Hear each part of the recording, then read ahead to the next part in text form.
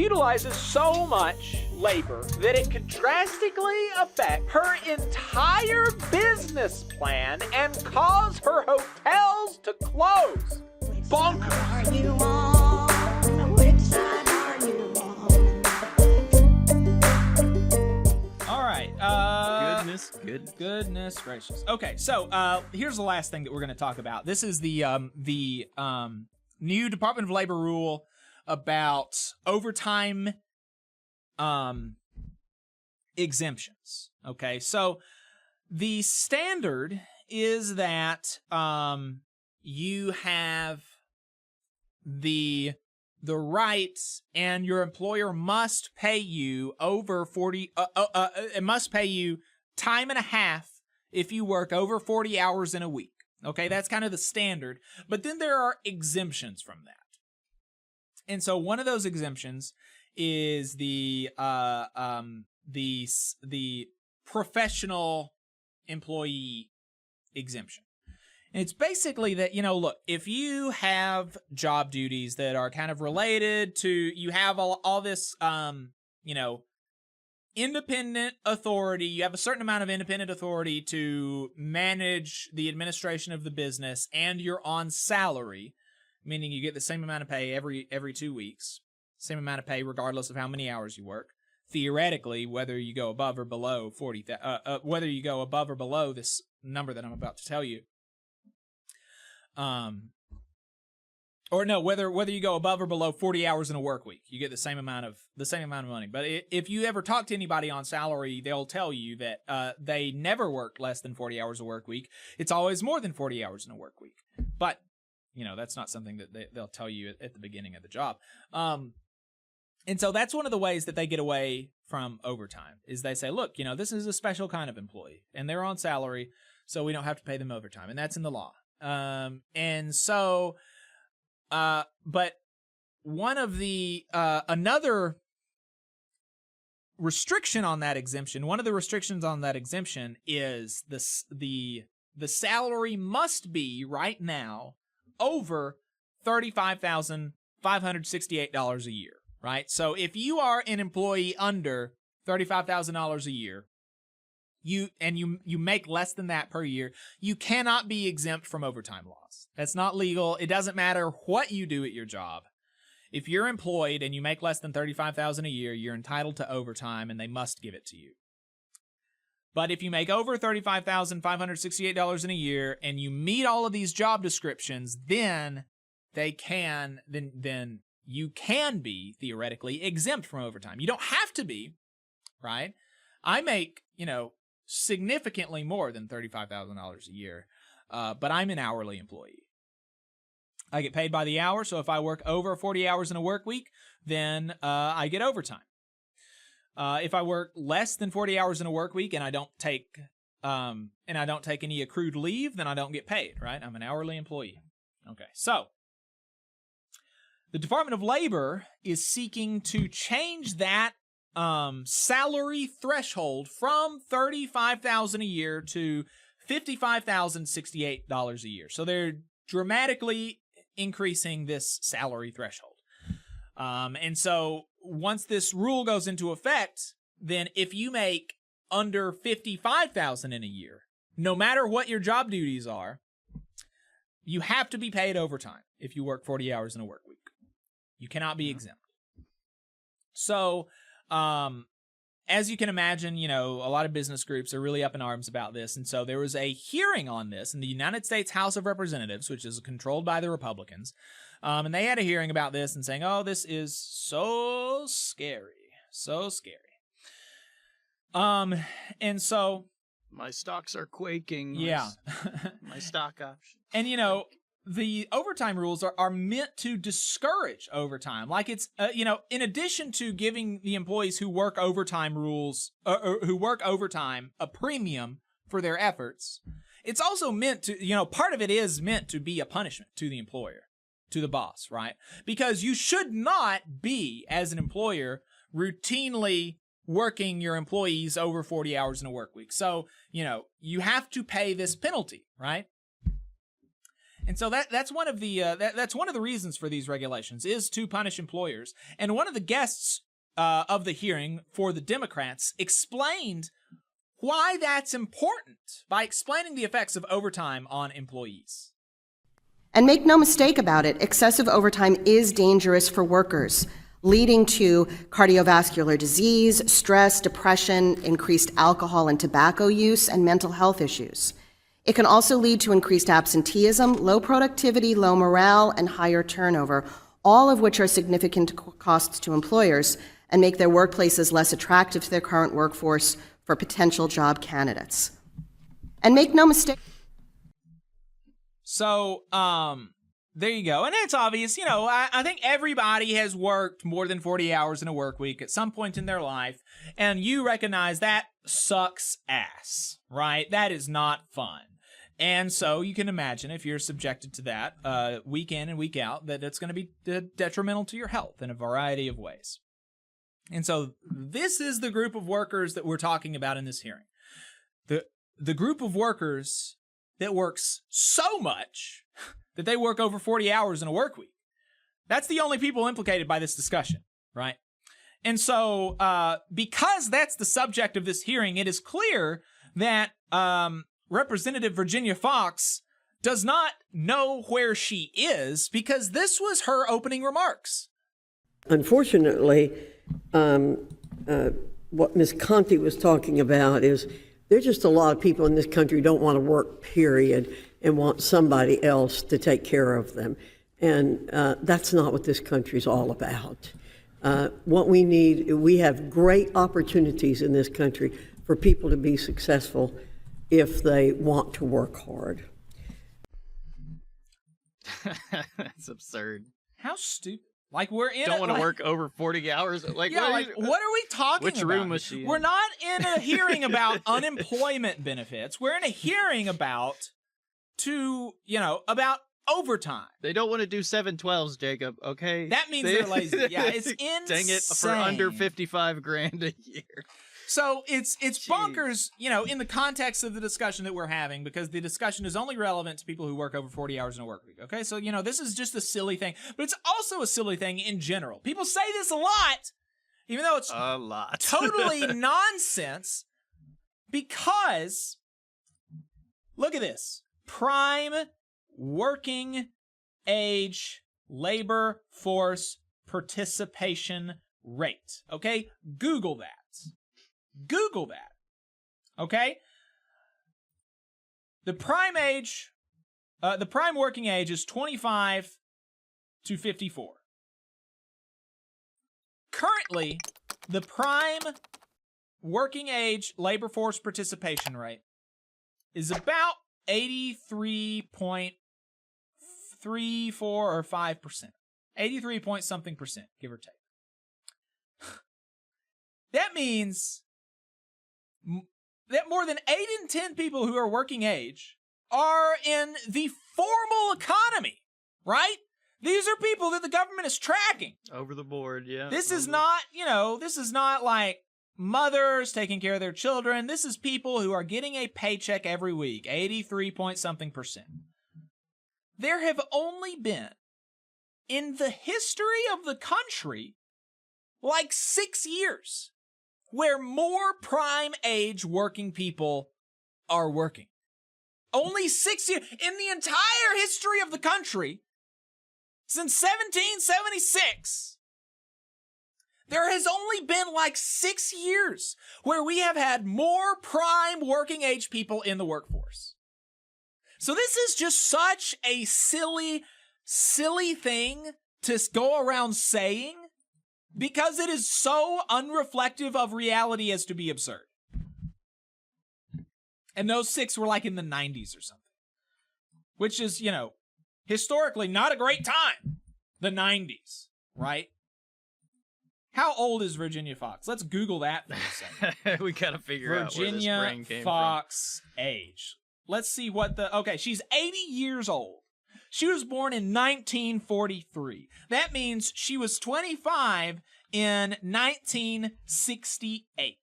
Okay, let's see what the prime working age labor force participation rate was in 1968. 71%. 71%, a full 11, 12 percentage points less than it is today. Those lazy non-working. And that's also part of the argument is that, like, people don't want to work today. People don't want to work today. Today, people don't want to work as compared to, presumably, when I was prime working age, back in the 60s, when only 70% of prime working age people were in the workforce. It's just insane. It's so disconnected from reality that it makes, I go into a rage. I don't understand how people can say this because it's so unreflective of reality. Okay, so now, there were some other people who did not, just kind of walk out of the nursing home and like, where am I? I don't know what's going on, right? There were some people that knew where they were and that did make arguments. I did not find them persuasive, but let's listen to them. I'm nothing if not fair, and I'll hear people out, right?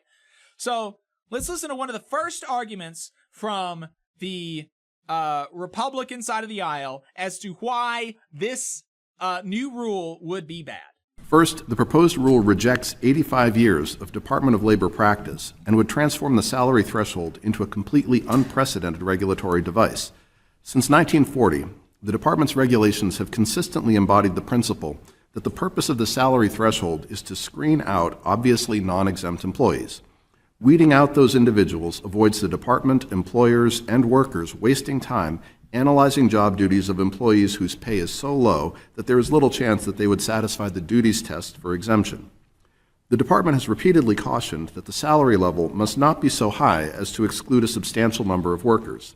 Yet the proposed rule acknowledges that it would deny exempt status to at least 3.4 million workers whose duties qualify for exemption today. And the department admits in a footnote that the real salary threshold it intends to put into the final rule is quite a bit higher than the already high level stated in the proposal.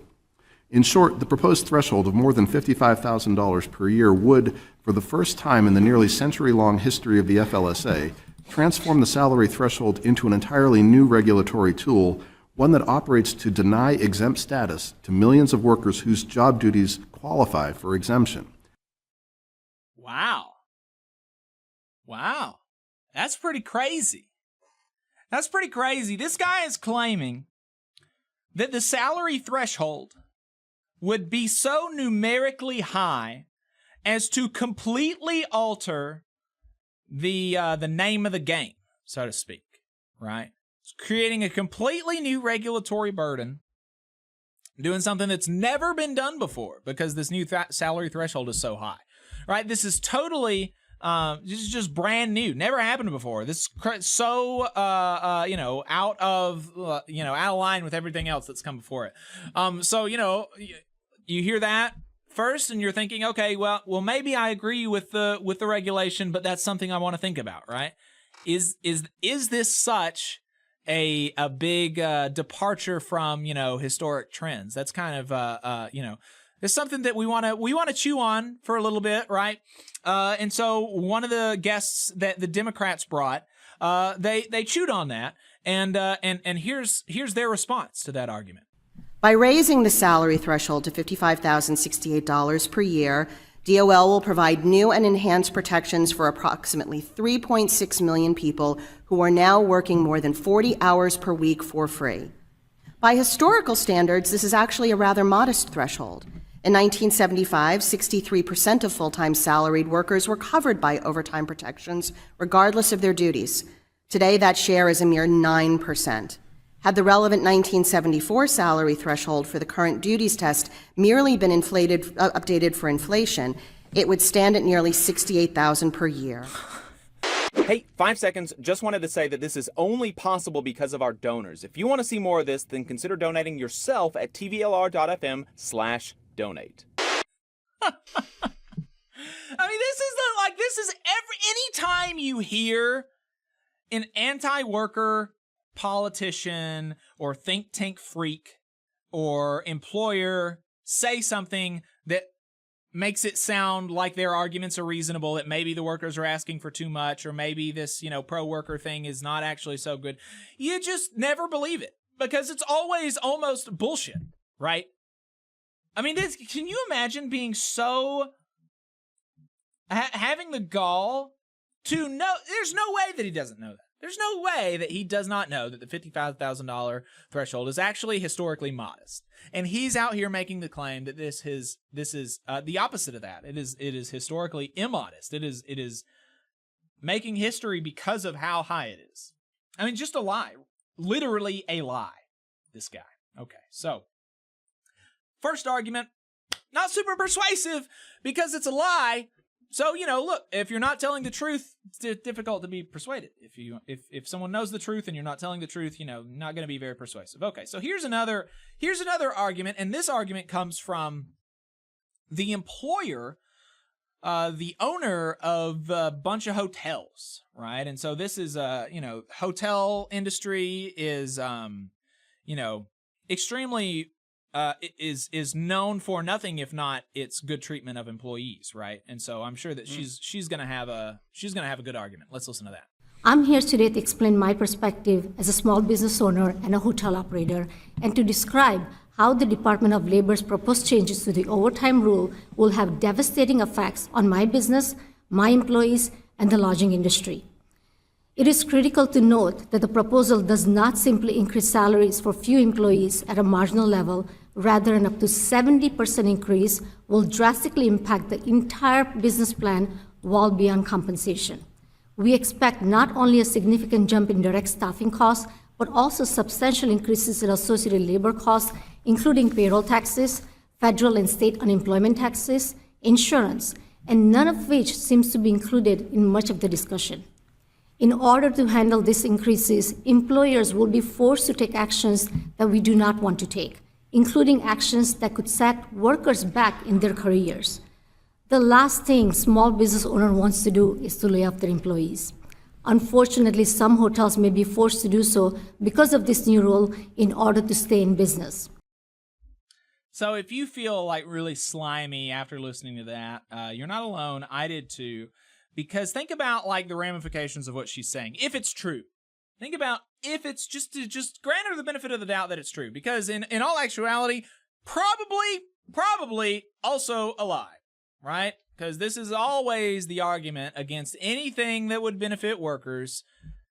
Unions, minimum wage, safety regulations, all of this stuff, gonna kill jobs, gonna shut down employers. And in fact, we saw exactly the opposite of that happen with the recent UAW contracts, where they have not only gotten all these raises and all this stuff for their members, but they have also gotten the companies to commit to reopen plants that had been idled and to build new plants in the future, right? So probably it's a lie, what she's saying. But let's take it at face value and say she's not lying. What does that mean? If she's not lying, what she is telling us is that she utilizes so much overtime labor from people who make less than $26 an hour, which is about what the threshold is, right? $55,000 a year, it's about $26 an hour. She utilizes so much labor, over 40 hours in a work week, from people who make less than $26 an hour, that it could drastically affect her entire business plan and cause her hotels to close. That's bonkers, right? How could that even possibly be the case? Right? You can only possibly work somebody, 80 hours in a work week, 100 hours in a work. There's only so many hours in a week, right, that are even available. And then you got to sleep. You got to go home, right? It's just difficult to imagine that that's even possible, that could be the case. But if it is, think about what that means for the people she is exploiting, right? It's a real lords and peasants kind of conundrum where they're like, if we pay these peasants who are already working 40 plus hours, which is what blows my mind about like all these arguments, like they're already Right. working full time plus hours. It's like, we pay them too much. It's going to destroy America. It's going to wreck our economy. It really is Brutal. It really is wild.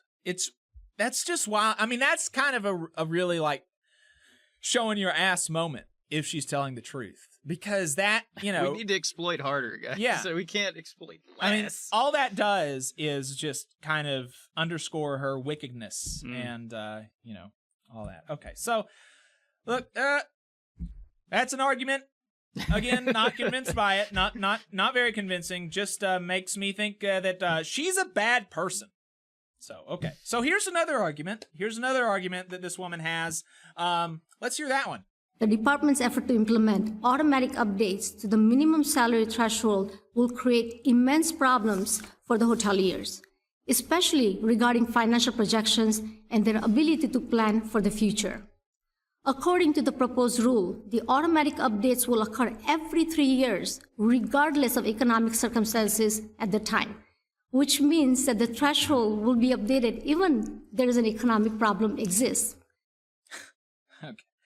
Okay, so here, another lie, right? Here's another lie.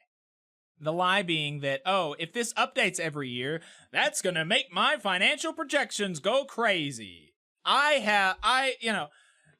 Because it's a lie, because if you're actually doing all of this sophisticated financial projections and all of this kind of stuff for a 10-year, 15, 20-year plan, in every other line item on your budget, you must be, if you're a good business person, accounting for what? Inflation, right? You're accounting for inflation. You're making an estimate. It's not going to be perfect, but you're accounting for inflation. And so she's saying that if I have to account for inflation and keep the actual real value of this the same, that's going to make, I'm not going to be able to make financial projections.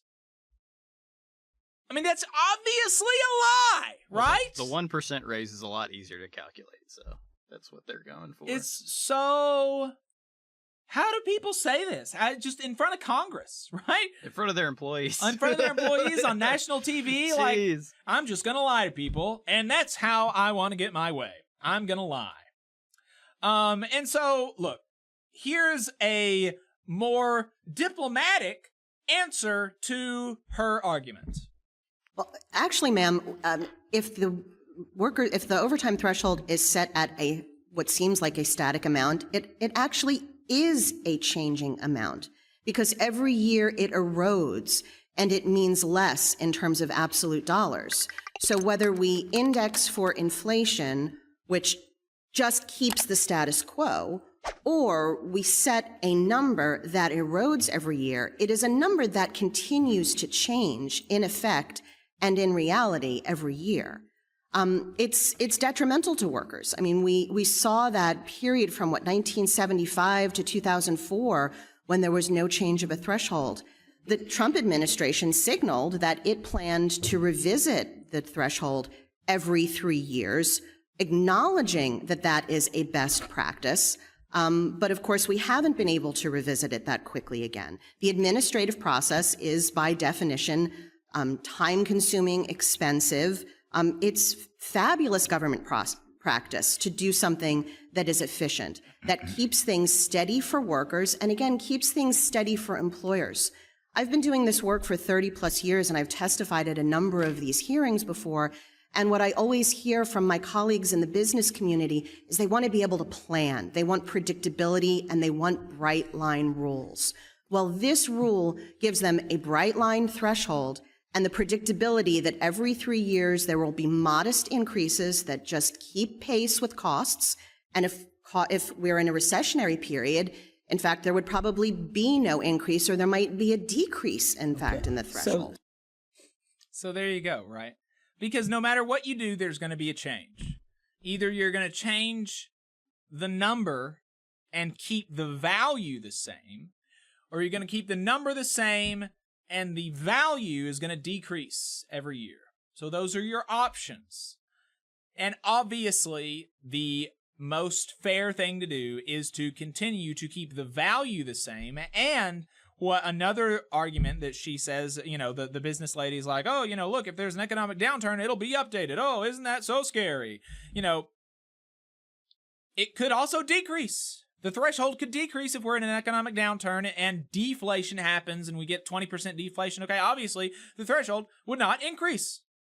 They're right? literally just arguing for static wages against inflation has if y'all haven't noticed, take a look at your yearly raise as opposed to inflation to find out if you're actually getting a raise. Yeah. Because if you're buying, you get a 2% raise and there's inflation at 10%, there's a lot of money that's going out the door. You're not going to be able to buy anything with.